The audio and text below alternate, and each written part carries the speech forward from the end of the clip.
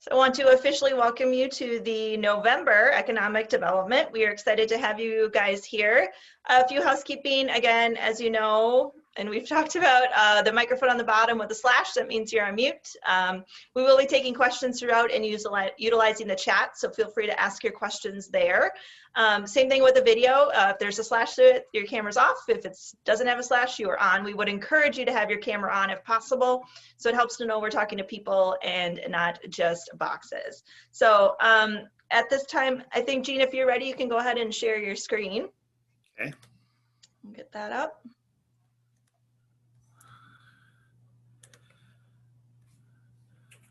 So just want to give a shout out to our sponsors for today. Without their support of these programs and the Chamber, they wouldn't be possible. So a huge thank you to those sponsors listed on the screen. Oops. And I will be introducing Gene and then we'll get rolling. So Gene Dahlhoff represents MadREP, and he's been there since February of 2013. In his role with the organization, Gene oversees strategic related activities in the areas of education, workforce development, diversity and inclusion, and fostering communication among the private sector, education, and workforce development communities. He serves as a primary MadREP liaison with local chambers, education institutes, and the workforce development boards. So Gene, I'd love to turn it over to you. Okay, thank you, Kristen. First of all, since we have a small group today, I have no problem people just signing on and unmuting and asking questions.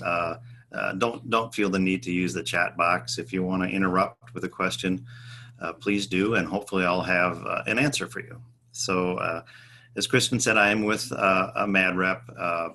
We are one of 9 regional economic development organizations in the state of Wisconsin. Our territory, you can see it there on the map.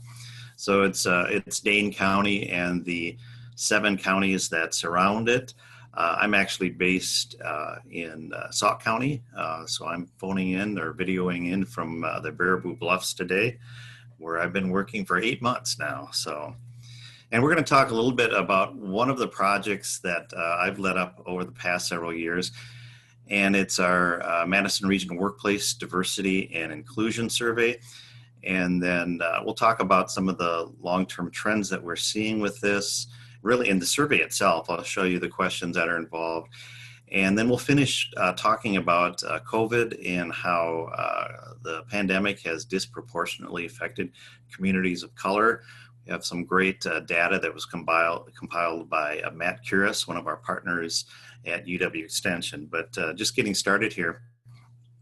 The reason we put together a DNI, a workplace DNI survey was so for many, many years, leaders had observed that individuals of color, people of color, were underrepresented, especially in positions of leadership in companies and organizations. But all that was anecdotal evidence. There was nobody out there that was actively measuring what this data was and actually talking with our companies. So in 2014, we reviewed a few DNI surveys from other communities elsewhere in the country. We settled on 4 or 5 of those and really cherry-picked what we believe to be the best questions, the questions that were going to best answer and provide the data that we needed. And the goal of our survey as we were developing it was to capture both quantitative and qualitative data about, first and foremost, the workforce demographics, supplier diversity programs, community engagement of businesses and organizations, especially related to populations of color. And also the second major goal was to provide companies with a vehicle to self-assess their strengths and opportunities relative to diversity in the workforce.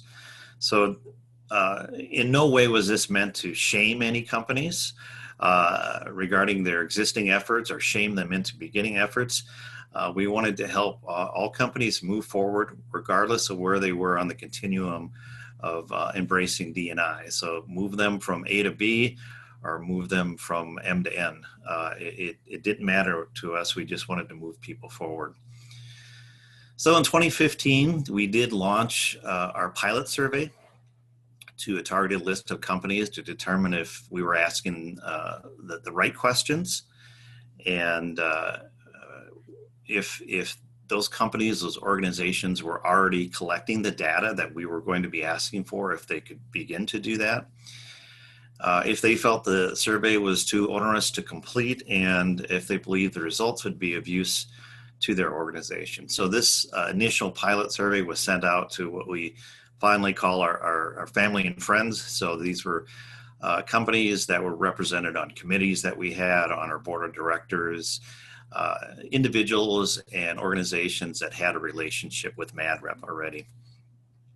So we took the feedback from that pilot survey and we shared it with University Research Center for suggested improvements.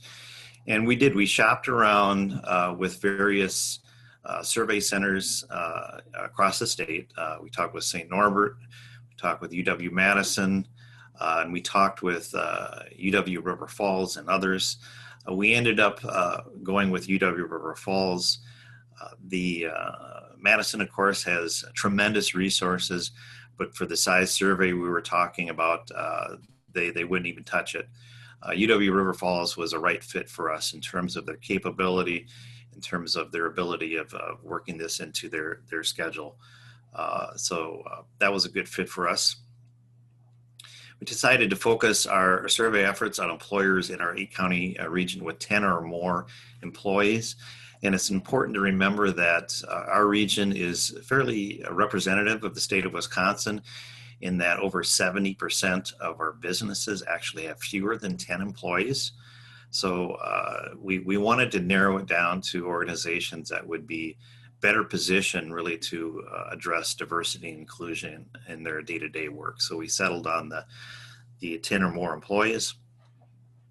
And we worked with UW-River Falls to create an anonymous random survey distribution process that would yield results with mathematical validity. So two very important things on here. One of them is the anonymous and random survey distribution. We wanted to encourage businesses to report their results, their actions honestly.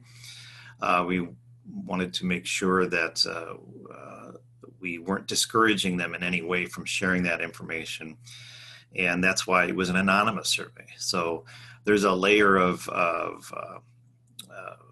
I don't know, discrete between us and UW-River Falls, in the sense that the companies that we reach out to on a random basis, they're aware of who they are, but they do not share that information with us, with MadREP. So on a year-to-year basis, we don't know what companies they're reaching out to, what exact companies they're reaching out to.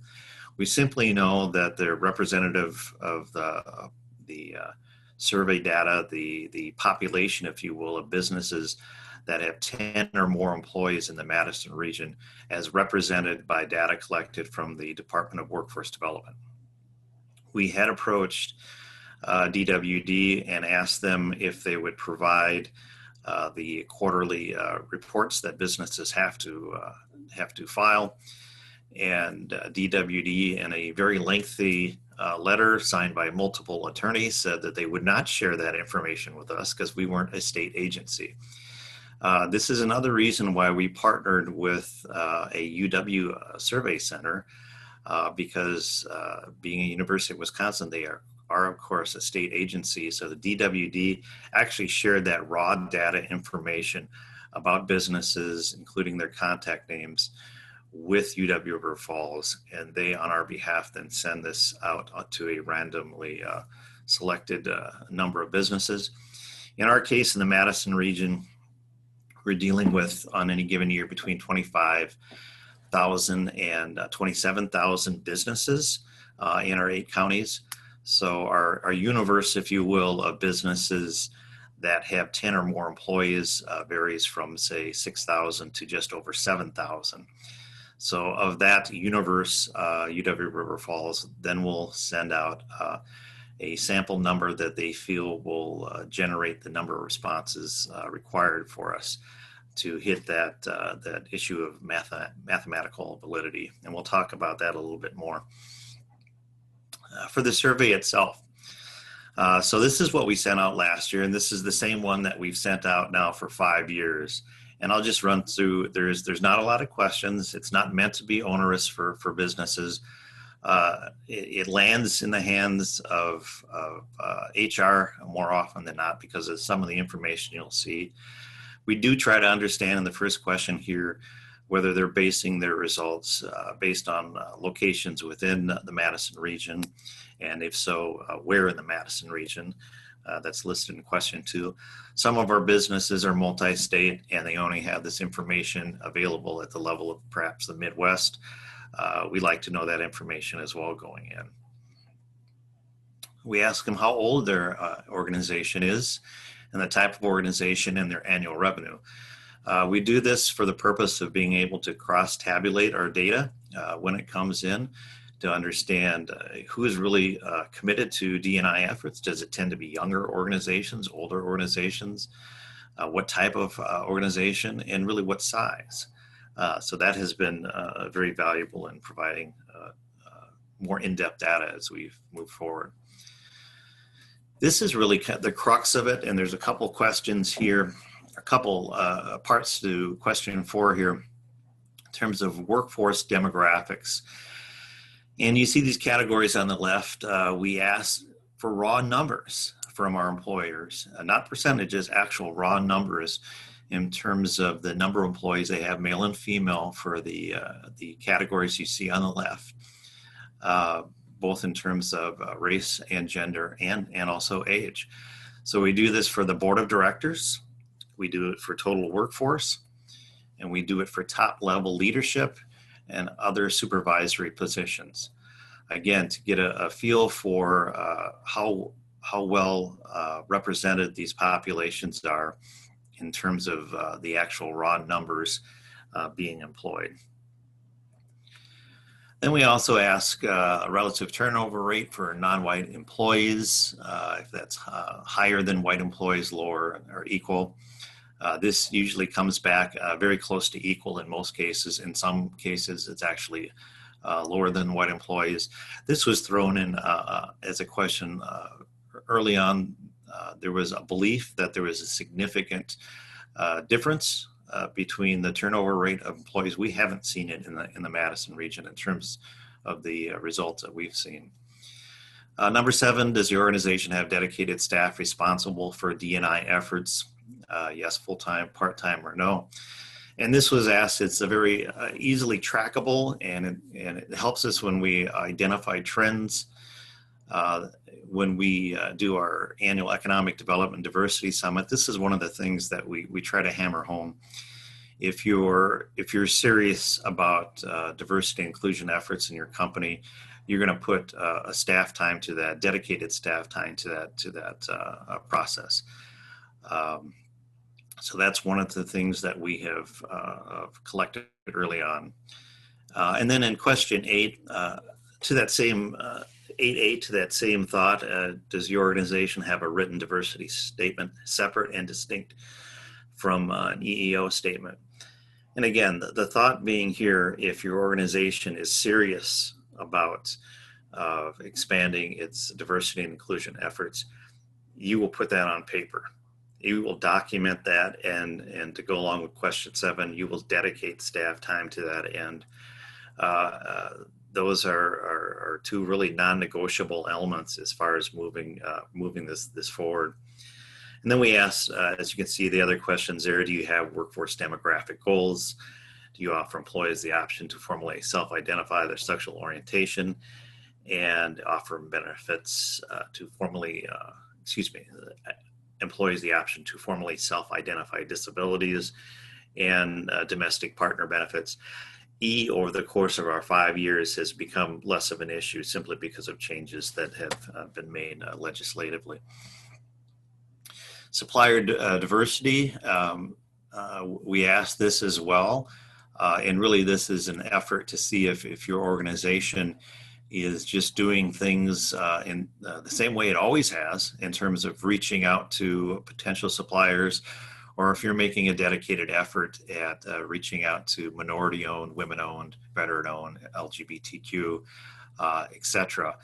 And I will have to say our results over the years show this is one element that could stand for a lot of improvement in our region. It's only 2 to 3% of businesses acknowledge that they have a supplier diversity program, and they're actively working on this. And then 10 just goes to those 2 or 3% that answer that. Number 11 is acknowledging that organizations have other means to show their support for historically underutilized businesses, including minority-owned, women-owned, veteran-owned, et cetera, et cetera. So that's an acknowledgement of that. And community engagement is the same sort of thing. And both questions 11 and 12 are good opportunities, especially for smaller companies, to acknowledge that they care about this issue. But let's say if you're a small business, you have a dozen employees, long-term employees, and you happen to be all Caucasian, right? There's still things that you can do with your business to show your support for underrepresented communities, and this gauges some of those. And then 13 is just a catch-all to have businesses list their other DNI initiatives, and we gather that raw information. So that's the survey itself, and it's been together now for 5 years as far as a consistency in working with the UW River Falls. And again, so in 2016, we completed our first year.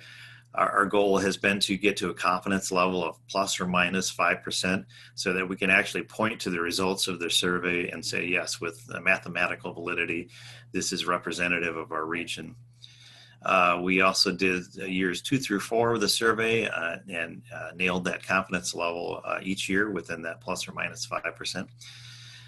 Then along came a pandemic, and that was this year. You should understand we reach out in February, and we asked our businesses to reply by early March, knowing that for a significant percentage, we're going to have to reach out to them again and remind them. So we collect data throughout the entire month of March. So as you all know, depending on your business, so many of us, the magic day was March 16th when the world fell apart, and people started working at home in droves. We had a significant number of our responses in at that time. We spoke with the Survey Center, and we asked for a little bit of direction in terms of what they suggested regarding other surveys that may be coming in. So we cut it off. So we did not receive enough surveys as of our cutoff date to reach that confidence level of plus or minus 5%. We still were able to receive enough to generate a respectable confidence level of 6.5%. But excuse me, we didn't want to, if you will, taint the earlier results, the pre-COVID results with the post-COVID announcement results. So that bears keeping that in mind moving forward.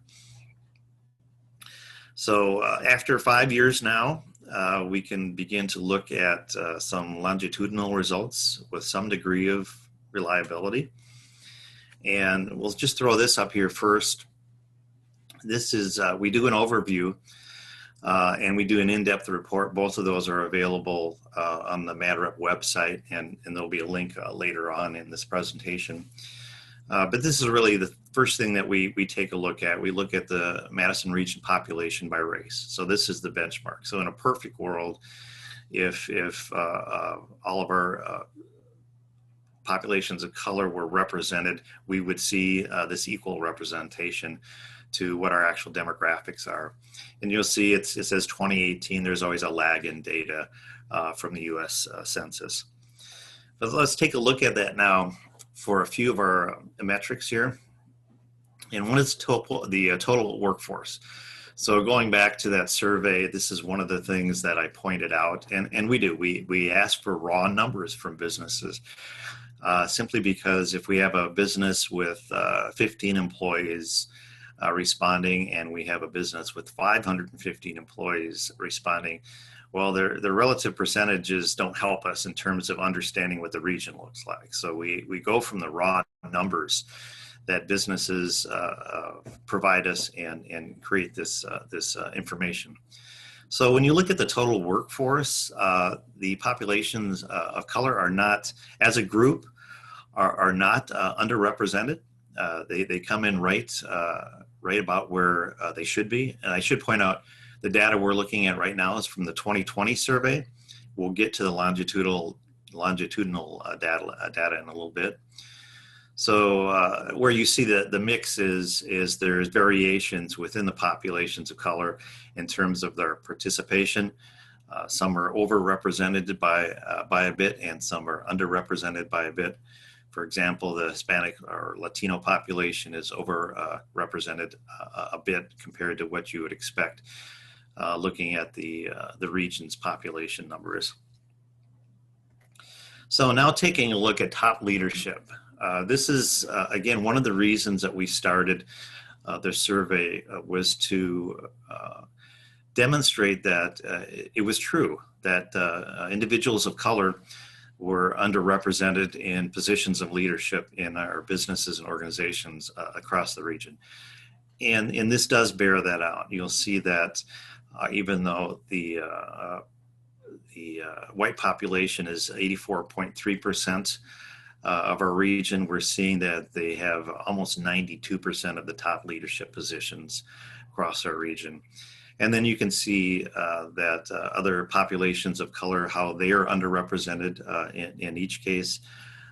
The African American community, even though they represent 3.7% of our population, they're coming in at 2.6% of our top leadership positions, even though Hispanic or Latino populations make up 6.1% of our population.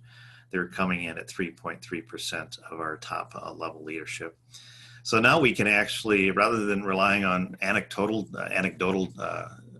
evidence, we can point to hard numbers to show that if we really want our leadership in our organizations to mirror our actual population, we have some work to do. We have some work to do in finding ways to advance individuals of color.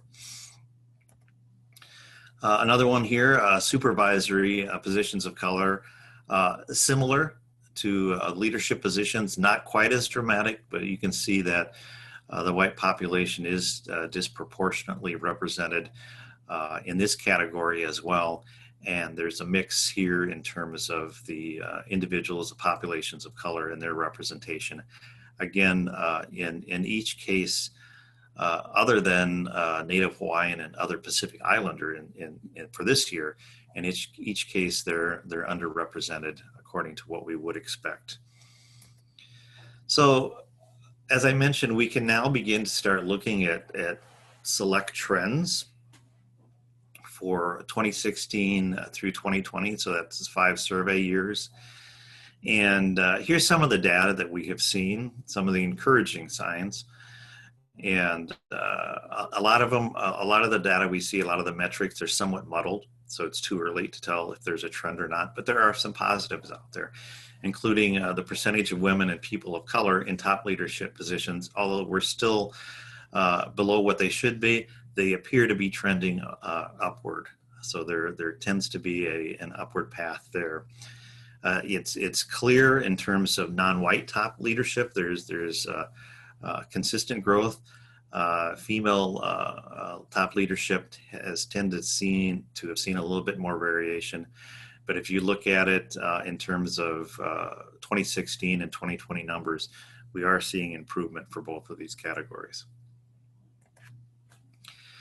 For the percent of women in supervisor category, and again, by collecting the information the way we do in terms of not only race, but gender and age, we're also able to dig down a little bit deeper to look for trends. And this is one of them. We're seeing more women in supervisor categories. We've seen that grow from 2016 to 2020. Again, still work to do here, but a positive trend nonetheless.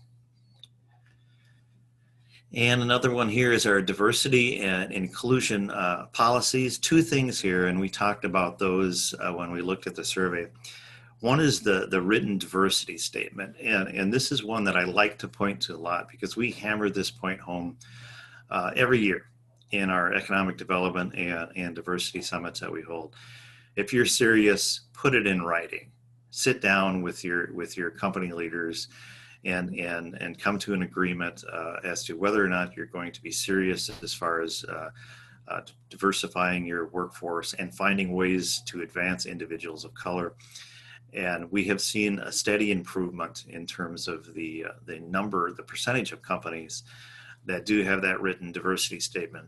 Now, obviously, we're still sitting at 28% in 2020. So there's a considerable amount of work to do. But as recently as 2016, we were sitting down at 15%. So we're feeling pretty good about that. Demographic goals, we're also a little more variability there, but we're also seeing a trend in terms of businesses basically codifying their commitment to DNI by establishing demographic goals. And remember, in terms of diversification, it doesn't have to be just by race, and that's why we ask about gender, and that's why we ask about age.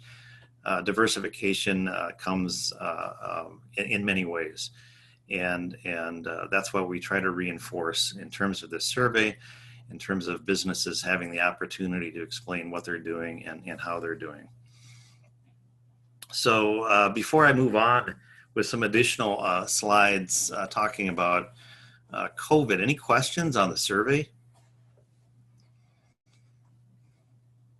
Gene, do you have comparatives to other regional entities? We don't, Van. For specific metrics, yes. For our set of metrics, we don't have any close matches across the country. And I have to point out that when we put this together, there weren't a lot of other examples out there. And since we put this together, our survey has actually been referenced as a best practice by the International Economic Development Council. A number of other regions, economic development and chambers have approached us to use this. It's also been included in a couple of dissertations in different individuals that are studying this issue for their business PhDs. So because of the attention we've received, it can be a dangerous thing, but we're taking that as a positive. That we're onto something here. The set of metrics we're asking is reasonable to respond to. So nobody else is doing this exactly that we're aware of, Van, but we can take specific elements and compare. But the reality is so many regions, so many metropolitan statistical areas aren't doing this still. More are than were, but not to the degree we are. And one other thing I'll point out about another good sign that our survey is of benefit to companies is that, as I specified before, they're sent out anonymously. So we don't know what companies from year to year get these. We have had companies that, for example, were approached in 2017. They filled out the data. The next year rolls around and they're calling or emailing me and saying, "Where's our survey?" Because they found it of benefit internally to use this as a measurement in moving forward. And the irony is that when I get these communications, I wasn't aware that company A had received it at all the previous year because we're not privy to that information. Only UW River Falls is. So those businesses, I'm happy to provide them with a hard copy of the survey and to encourage them to use this as a tool in moving their organization forward. And I let them know, it's a random selection. They may get chosen again to be included in the larger data pool, but there's no guarantees. Thank you. You're welcome. Any other questions before I move on to some additional data here? We can always come back to it if you have any. So the next data, there's 8 or 9 graphs that I'm going to put out there. And I'm going to give a nod to Matt Curis from UW Extension. Matt is one of our long-term partners at MadREP, does a tremendous amount of research. Basically, we send him on some crazy data gathering expeditions, knowing that we have the resources of the entire University of Wisconsin behind him. So I'm going to share some charts that are pertinent to our discussion here relative to populations of color. Some information that he shared at our most recent Economic Development Diversity Summit in October.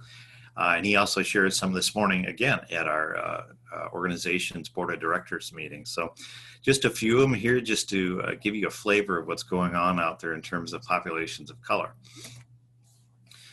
So taking a look here at state of Wisconsin monthly unemployment filings for people of color.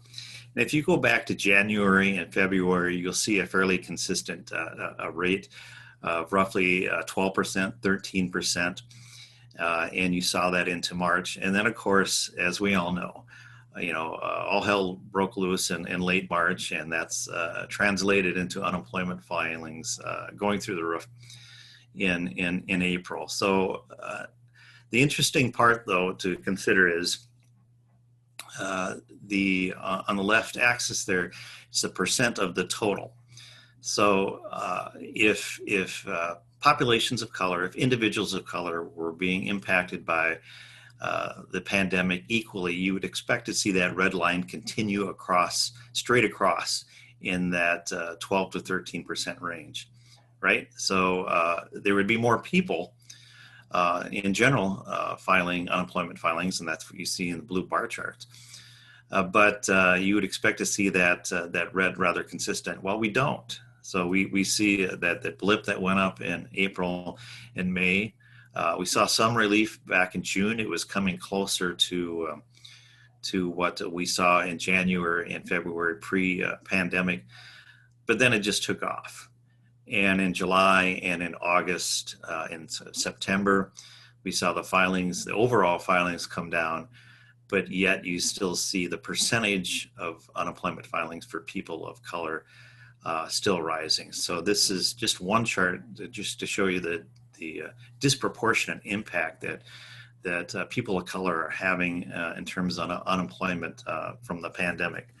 So, and again, I apologize, there's no October data yet. It should be available in perhaps a matter of a couple days, but it wasn't in time for this presentation.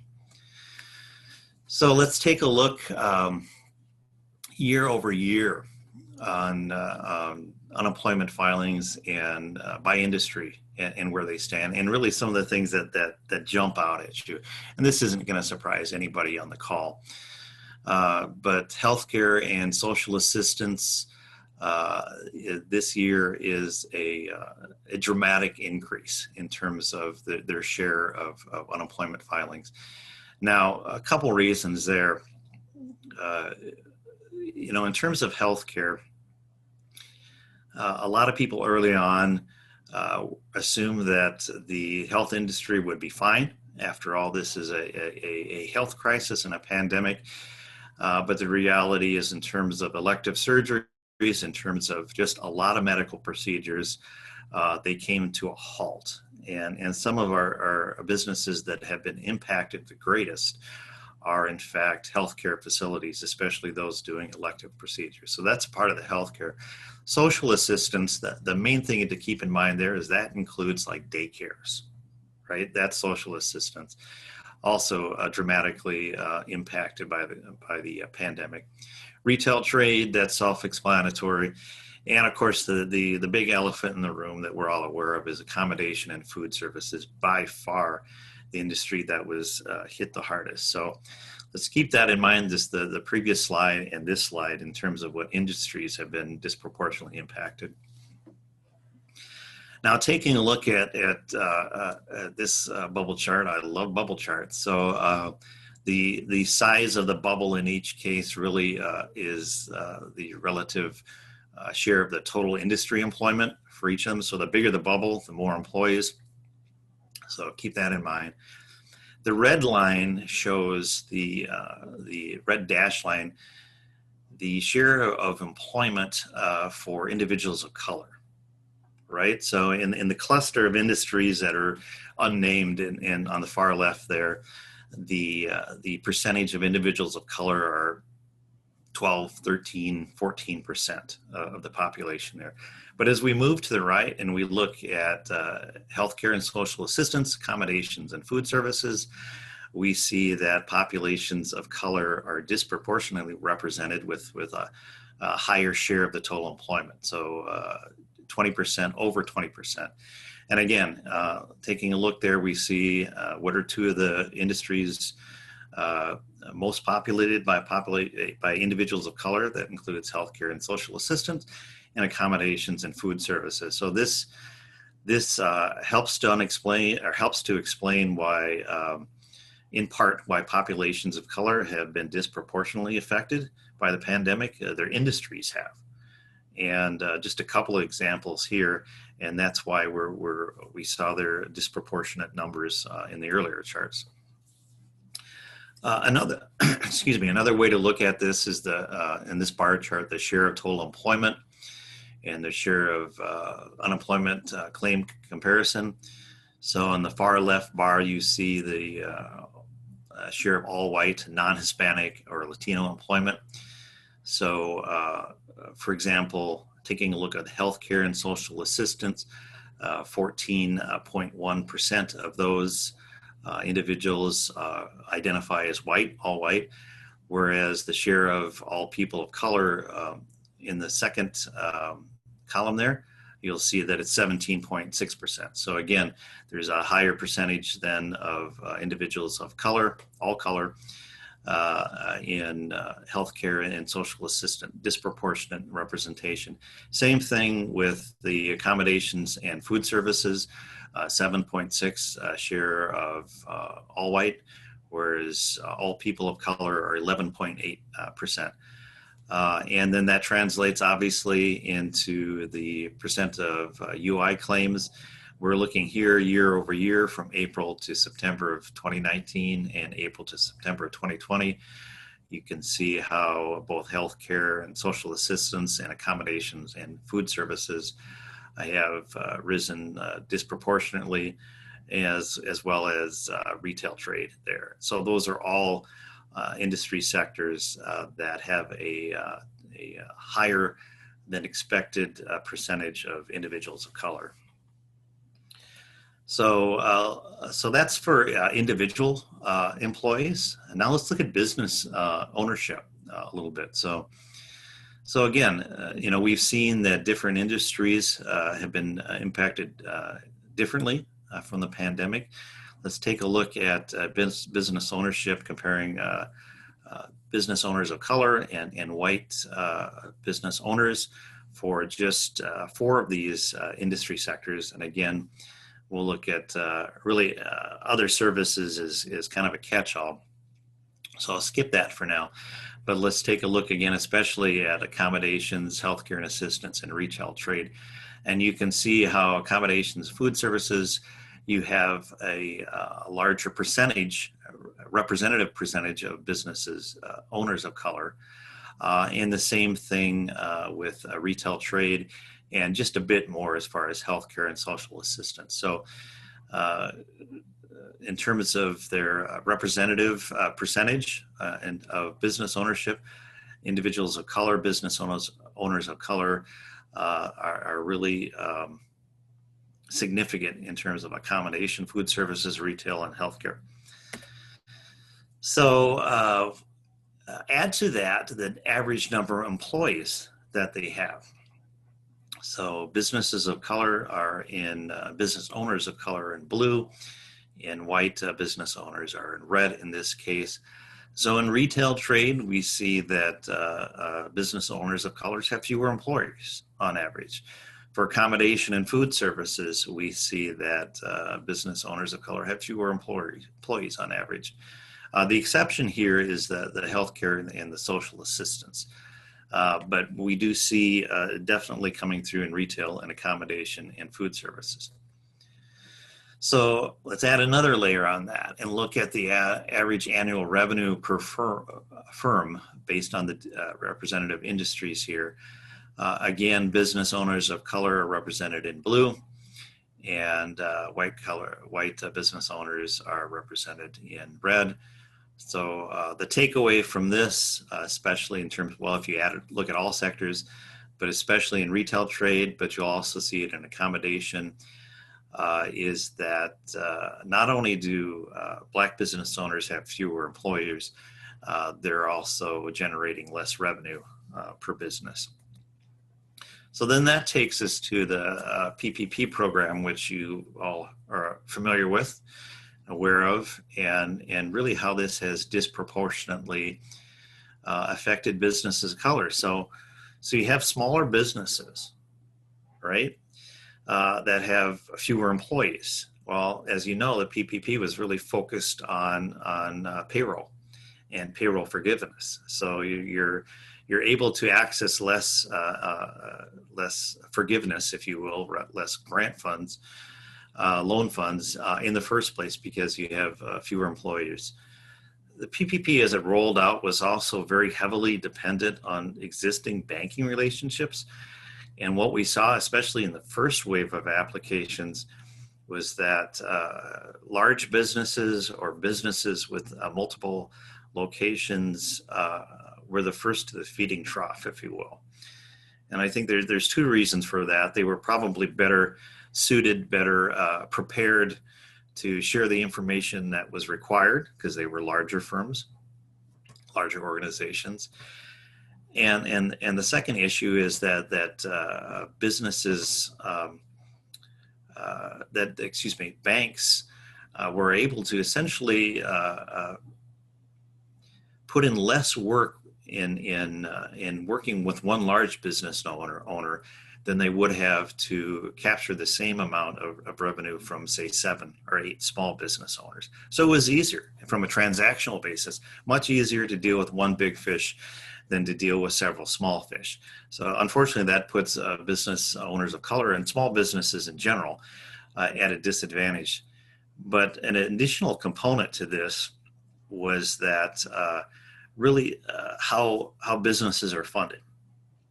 And white, non-Hispanic businesses tend to go to traditional sources for funding. And that includes banks, that includes credit unions. So those fund sources make up over half of where they access money. Much less so for Hispanic business owners, and especially non-Hispanic Black business owners who tend to rely on their own communities of influence, and quite often their own families, for funds. So because of that, they did not have the existing, a significant percentage of them did not have the existing relationships with banks. So when the money was released to banks for the PPP program, the big fish were the first there. They were better prepared. It was easier for banks to deal with them. And a lot of small businesses didn't have relationships, and it was a very tough time to begin a relationship with a bank or a credit union when you had not utilized their services before. So again, that too is another reason why businesses of color have been disproportionately affected during this pandemic, as well as individuals. And this I threw in there just as Kristen and I were talking before. There's a whole nother series of data that deal with how this is varied. The impact is varied between men and women in terms of the pandemic. And the one thing to keep in mind, which is interesting, is the Great Recession disproportionately affected male workers. Right, so there was a disproportionate adverse effect in terms of employment for men, significantly because the construction industry was so impacted negatively. This is such a different animal this round in terms of how it's impacting our labor force. So the year-over-year change in women and men in the labor force, you can see it here. So when the pandemic started, the population of men was more affected than women. But as you see, as time goes on, that lessened, and in fact, it reversed. And unfortunately, if you're looking at all of our pictures as a sidebar there, you're missing the last month or two. But it was very interesting. Towards the end of the summer, this took a dramatic turn, and more and more women were bowing out of the workforce.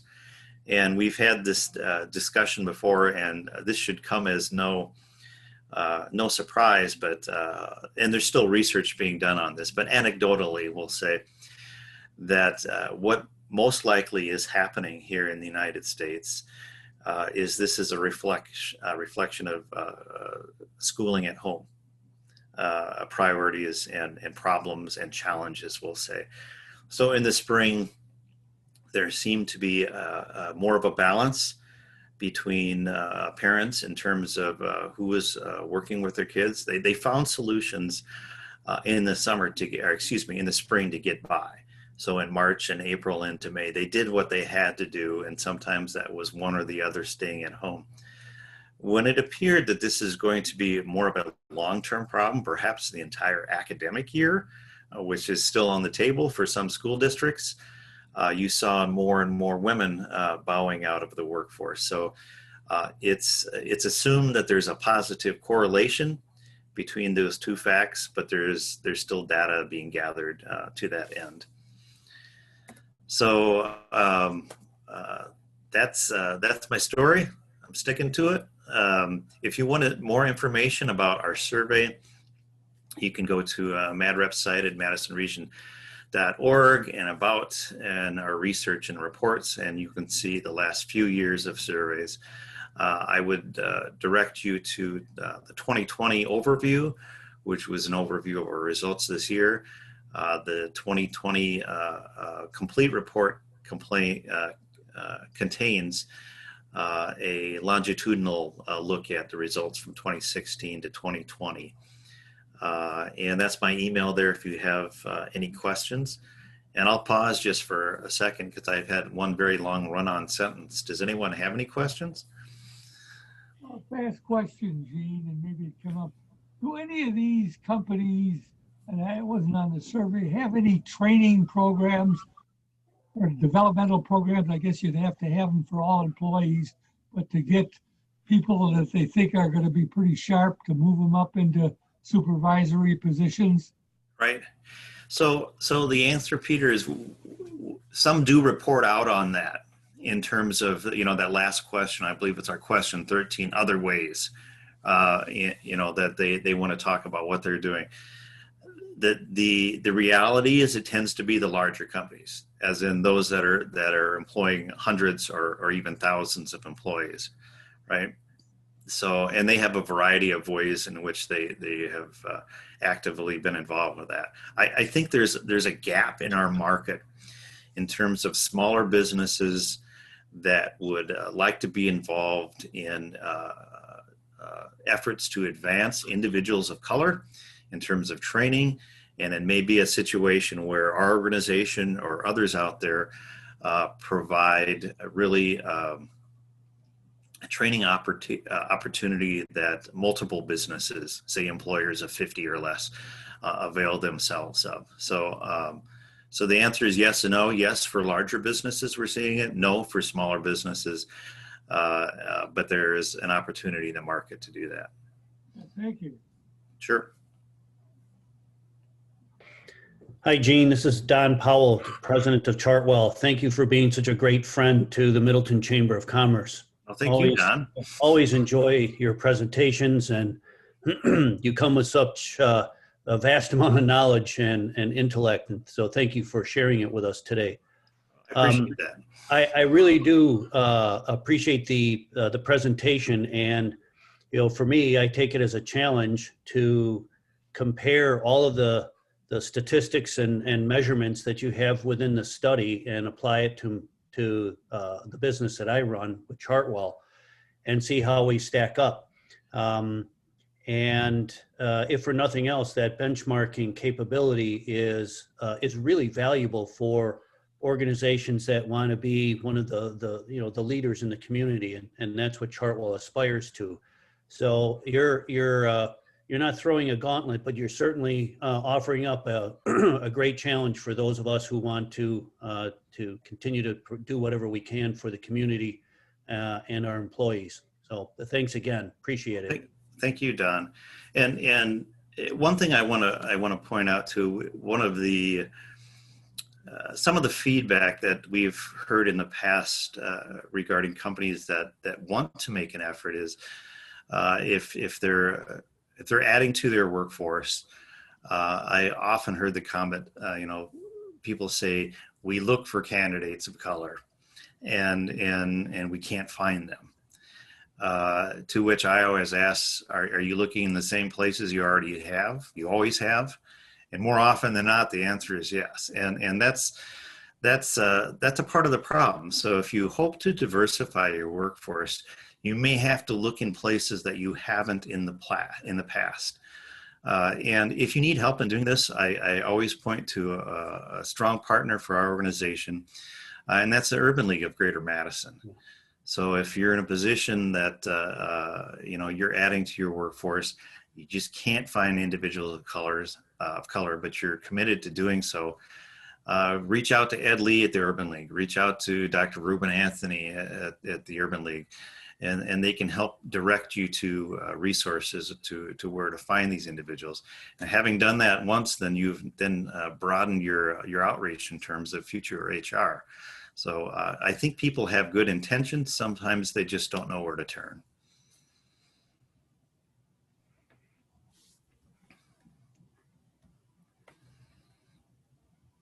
And if there are no other questions, I'll turn it back over to Kristen. Sure. Yeah, just a huge thank you to Jean for being here today and presenting. Lots of great statistics that I took a bunch of notes on for myself. So thank you for being here. And also then again, a thank you to the sponsors listed here on the screen. We appreciate their support. I just want to give a shout out for our next Get Moving Middleton, which will be on December 3rd. So it is another virtual GMM, but we would love to have you join us, and you can register for that on our website. And other than that, we can hang out for a few minutes if you guys have additional questions for Jean, but we just really appreciate you being here and taking time. Thanks for coming.